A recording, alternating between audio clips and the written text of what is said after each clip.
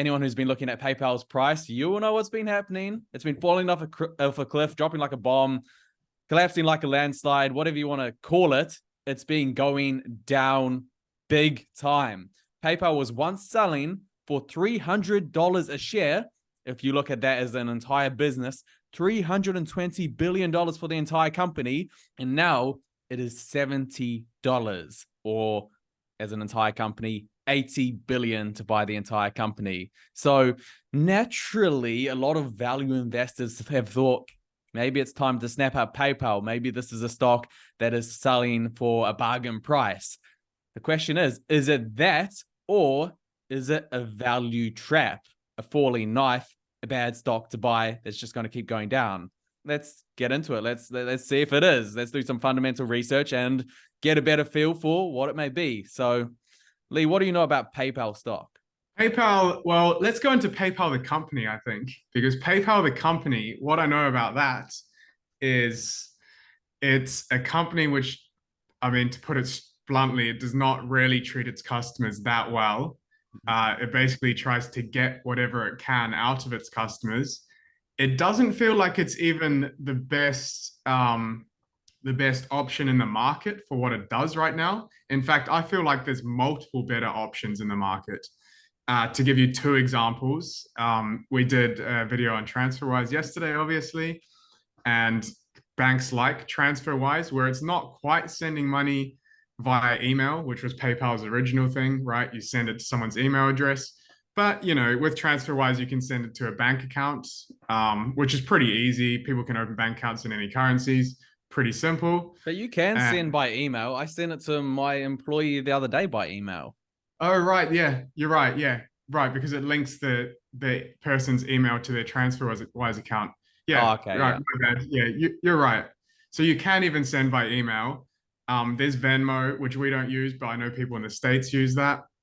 And then the other big one is crypto, which obviously didn't used to be a thing when PayPal started, but now it's like a very easy way to send money to people completely online with very low fees and almost no like restrictions on or regulations on who you can send it to.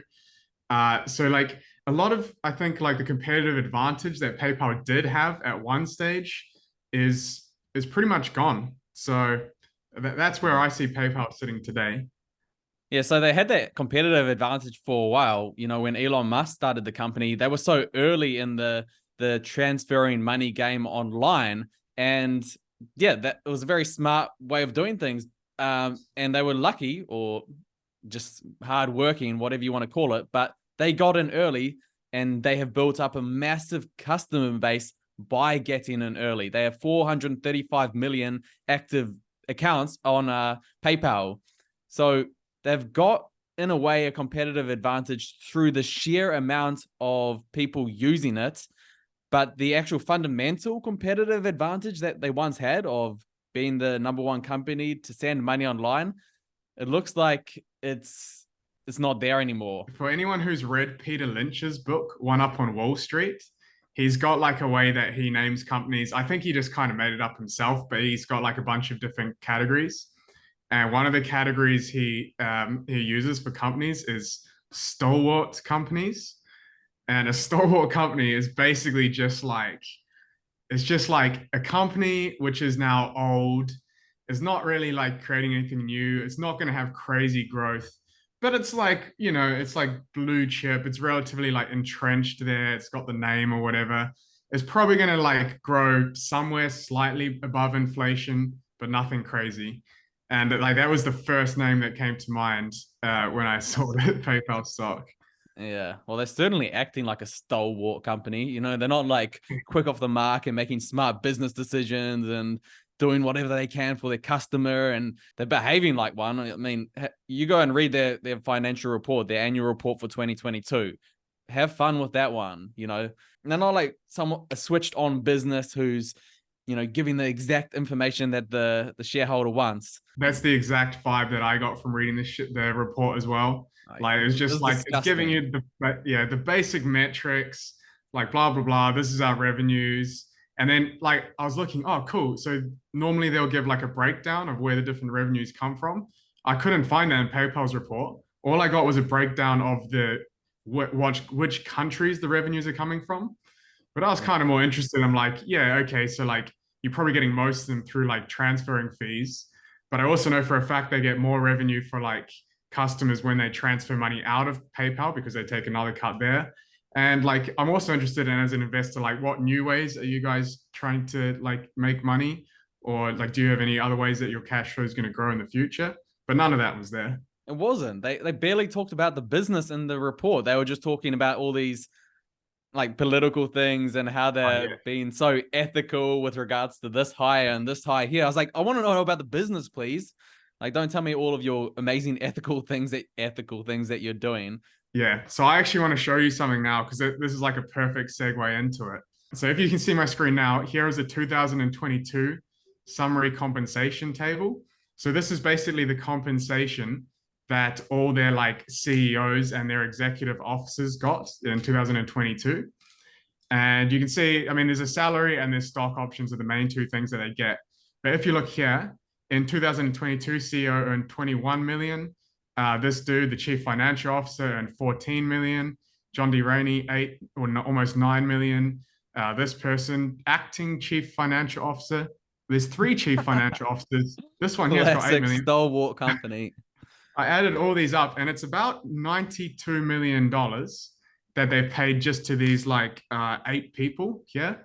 And like as an investor, you've got to remember someone's paying them, and that's you. The person who's investing the stock, you're the owner of this business. You're paying these 8 people $92 million per year to run the company not very well, I might say. I love how they're paying the former chief financial officer 14 million. The former guy. Yeah, he Yeah. deserves it. He was once a formerly worked for a company back in the day. Let's give him 14 million. Look at this. But There's two: former chief financial officer, former chief financial officer, and EVP. So there's it's two former chief disgusting. financial officers.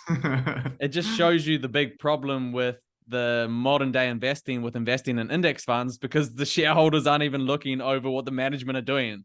And if you do Yeah. that, what's the management going to do? They're going to just give themselves as much money as they possibly want. So it's pretty funny. Yeah. Like to give people an idea of this, it's like 92 million because PayPal's a massive company. It's not like a huge amount.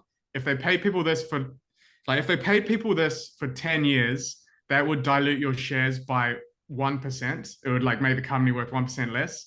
But it's also kind of it's just like the ethics of it, or you can kind of see like the way they're viewing the company or the way Absolutely. they're running the company. It shows a lot by just seeing like the compensation they're getting.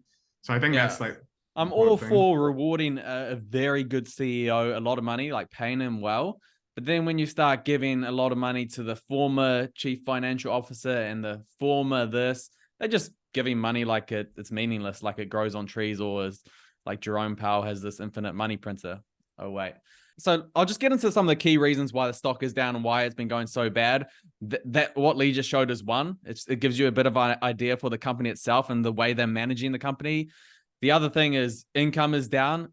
Investors, the Wall Street, one thing Wall Street hates the most is when income goes down. It's the old joke. I don't know if you've heard of it. What does the investor hate more than hearing he's got a severe illness? Their income is down for the year. Investors just, it's like, especially Wall Street. Wall Street just hates it when that profit goes down. And profit has gone down from 2021 to 2022.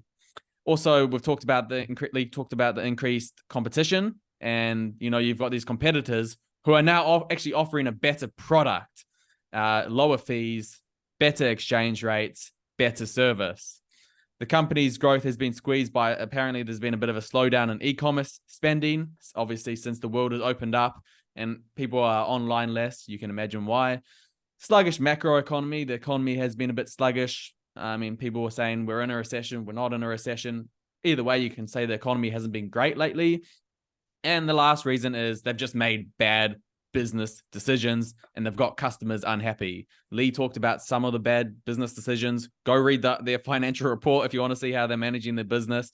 And also, yeah, Lee, you were actually just an example yourself of a customer who just got sick of their service and ripping you off.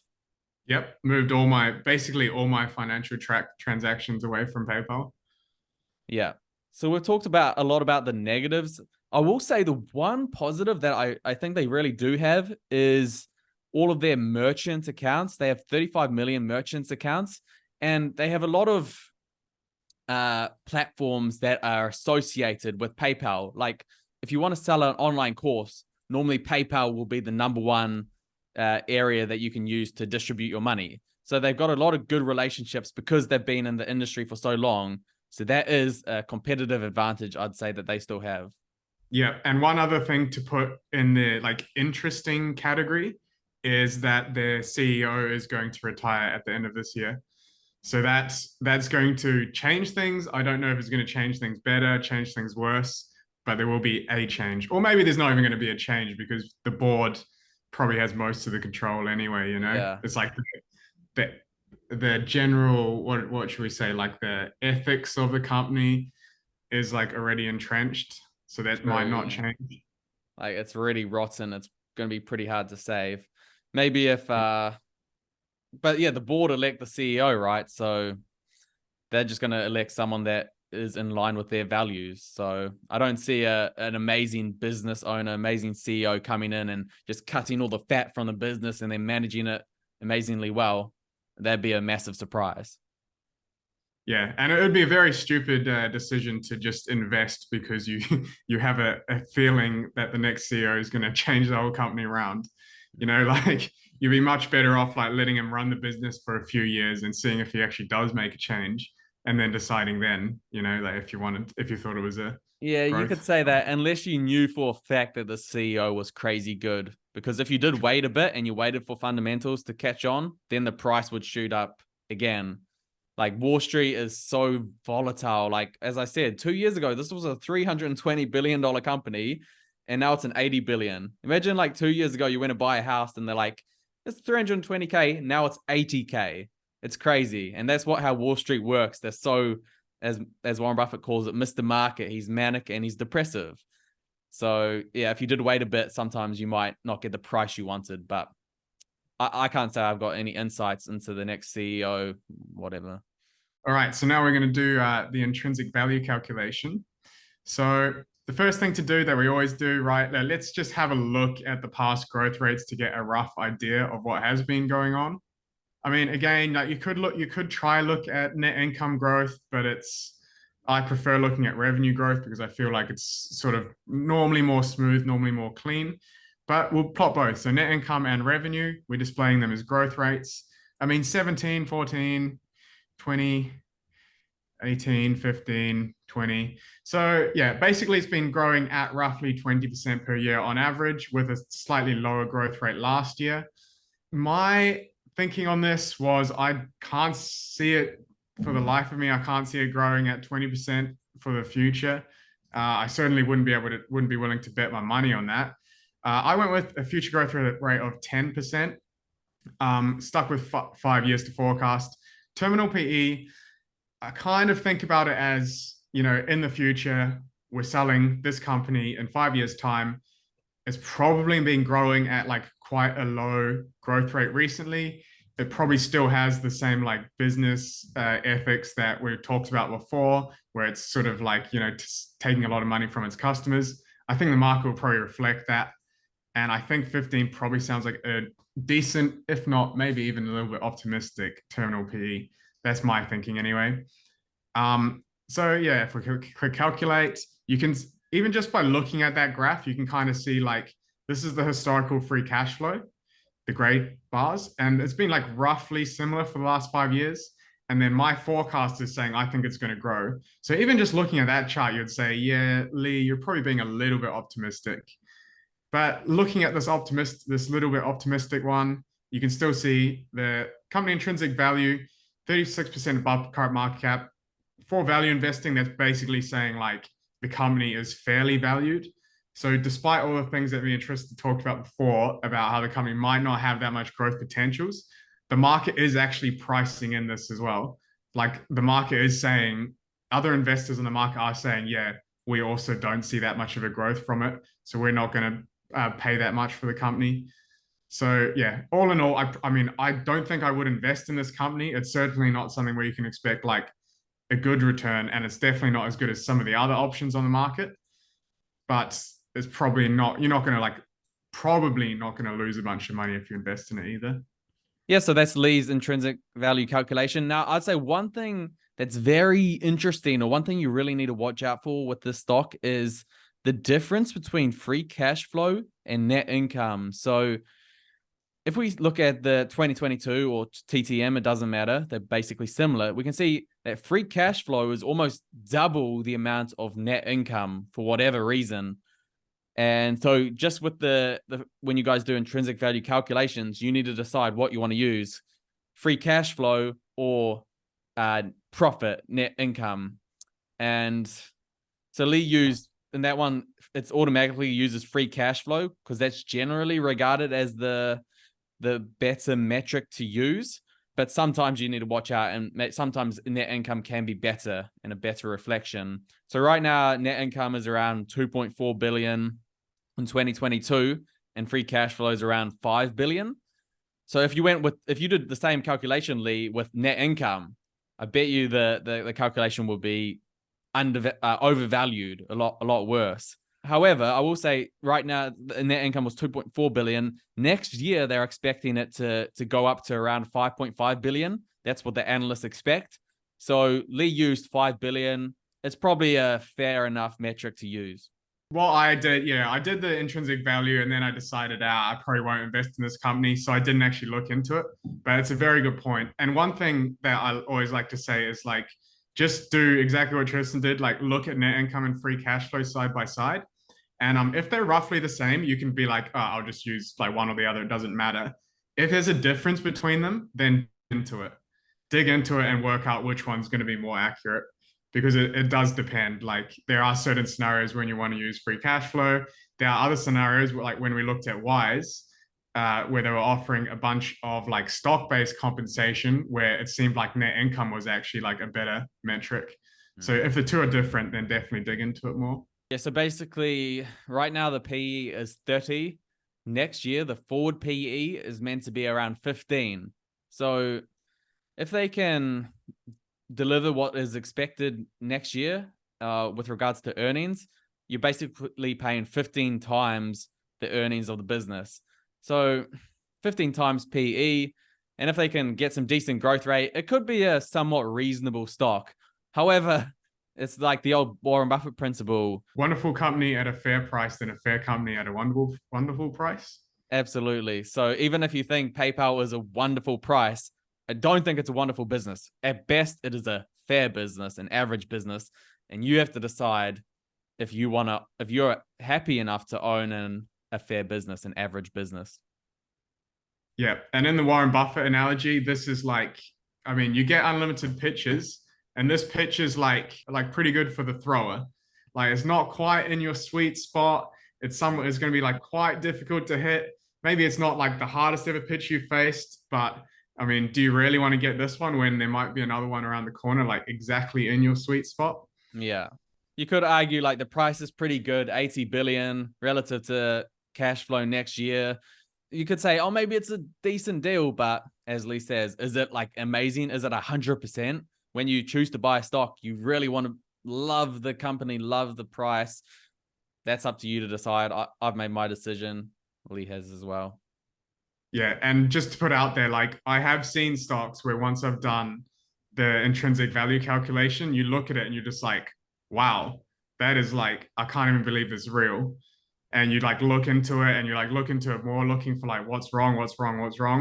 And then you don't see anything, and you're like, that's when you've like found like one of the ones you want to go for. Exactly. And I'm not even saying that this stock will not go up in price. I never, ever say that. It could even behave like what happened with Meta. You know how Meta dropped massively to $90 a share, and then it shot up massively because Zuckerberg started actually making cash flow and stopped wasting billions of dollars on the metaverse, and it went up to like $300 in a year. The same thing could happen with PayPal, but the only thing I'm saying is I just don't want to own it. It's not perfect for me.